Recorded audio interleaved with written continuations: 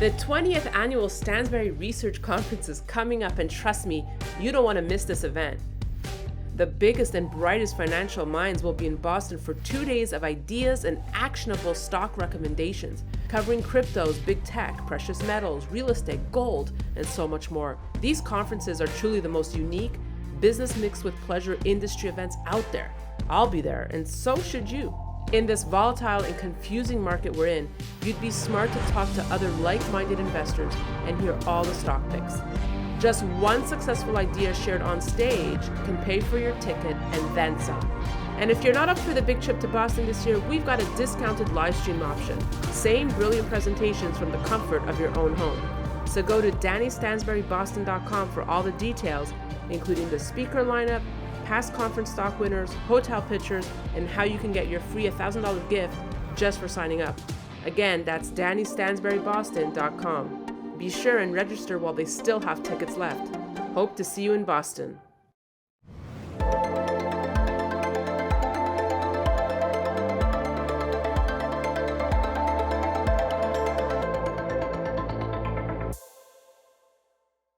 Hi, this is Daniela Cambone for Stansberry Research, continuing our incredible coverage here from the Ripley's Aquarium in Toronto during the world's largest mining conference, the PDAC. We're back, baby. And we are back, and here I am with Dan Wilton, CEO of First Mining. We're at a silver reception, but I know you want to talk gold. I do want to talk gold. You want to talk gold, I see it. You know, we have a little bit of silver in our spring pole deposit, which is a bit of a unique aspect of it, but no, we're primarily developing gold projects in Canada. Well, I am happy to talk about gold at any opportunity I get, as you know.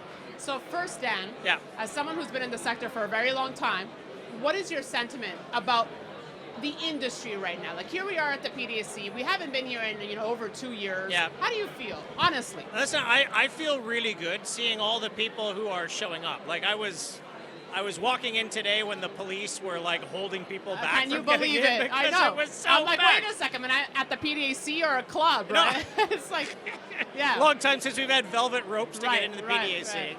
But that said, a lot of great people who we've seen walking around, reconnecting with the network. And on a day when, if you looked at the outside market, like, you'd never want to invest in this sector.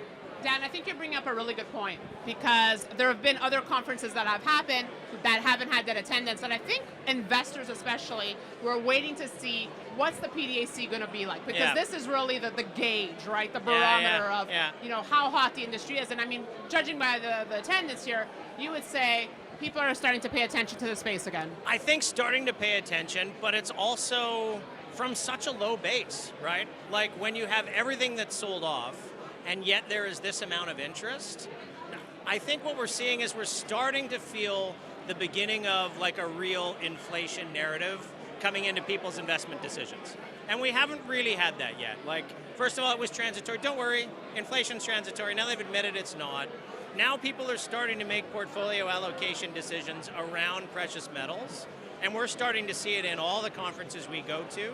Big funds starting to say, we don't really believe we're in the bull market yet, but we think we're getting there, and when we get there, we're buying all the junior equities because that's where the torque is, right? So I'm super optimistic, in spite of the fact that if you look at your screen today, it's a cause for depression. Today, let's put that aside. But overall, and I've been bringing this up, is that gold has been holding its own compared to other assets, on track to be one of the best performing assets of 2022, of course, aside from the US dollar and oil. But it's definitely holding its own. We're also seeing a lot of new companies emerge, a lot of merger and acquisition activity. What do you like to see? Do you like to see more exploration happening, or the M&A? As a CEO, what do you like to see? You know, for me, what I find interesting is we haven't really seen the M&A market take off in a way that we know it has to, right? And largely because this industry, more or less, outsourced or just canceled its exploration and development plans over 10 years. And you can't just throw money at that problem, right? For exploration, it's a 15-year process from discovery, which often takes time, to production. And so for developers like us who have been well advanced through this, we have our environmental assessment, which we published last week on our Spring Pole project, like, we're making good progress such that when this really takes off, and I really think it will, I think it's in this next 18 to 24 months where we're kind of in that, I don't think we're in a 2020 where it's a quick bounce. I think we're in a 2001 to 2003. It's finding its bottom. The tech bubble has burst. Bitcoin is now no longer a thing. Oh boy. And it hasn't done its job. Well, wait, you say it's no longer a thing. So before the cyber hornets come for Dan, be nice to Dan. Fair enough. Your thoughts on that? What do you mean by that? So I just say that there was a school of thought that it was a store of value and a protector of wealth at its inflated values against inflation. And I think that's proven as inflation has gone up and interest rates have gone up, Bitcoin, in its decline, has started accelerating. So it's failed the test as a store of value, right? As a hedge against inflation? As a hedge against inflation, for sure. Whereas gold, in this time period, has absolutely done its job. And so I think we're probably 4 quarters of performance, right? Most fund managers are performance followers, and so they kind of need to see 4 quarters of performance. I think we're a quarter into gold's 4 to 8 quarters of outperformance. Dan, final question for you. You obviously love gold. Yeah. Outside of gold, what sectors would you be looking at investing in? That's interesting. All I know is minerals, right? So I can talk about other minerals, but I think when you look at real supply and demand, which in my time as a private equity fund manager, that was the beginning, and not the end, but the beginning of our investment decision was fundamentals. So I really like copper. I really like sulfide nickel because they are really scarce in the world. They're hard to find, and they take a long time and a lot of capital to put into production. And I think the world has underestimated the lags in those minerals. Okay, sulfide nickel, so you're obviously investing in specific companies to gain exposure. On the gold front, yep.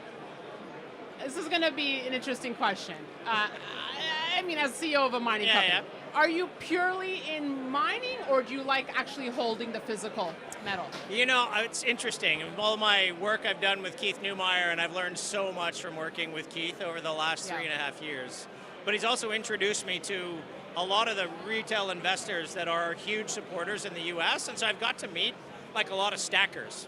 I've got to meet a lot of preppers. Right. But the people who are like the stackers, there's a point there, right? And a lot of our shareholders that we talk to are people who buy a gold coin every month or buy a gold coin every 2 weeks or every year, whatever it is. They just kind of buy it and put it away. And if you look over a 30-year period at how those people have done just holding physical, it's been phenomenal. Therefore, Dan owns physical. Dan is starting to investigate how I can own physical, because I need some infrastructure to own physical, because I'm not just going to leave it in my sock drawer. So that's the next part. There you go. Well, I appreciate you answering that question. I wish you continued success. Thank you. And most importantly, have a fantastic night. Let's have some fun tonight. Absolutely. Right? Absolutely. Right. All right. And thank you for watching. We'll have more great coverage coming your way here from the Ripley's Aquarium during the PDAC in Toronto. So be sure to stay tuned to Stansberry Research. That's it for me. Thanks for watching.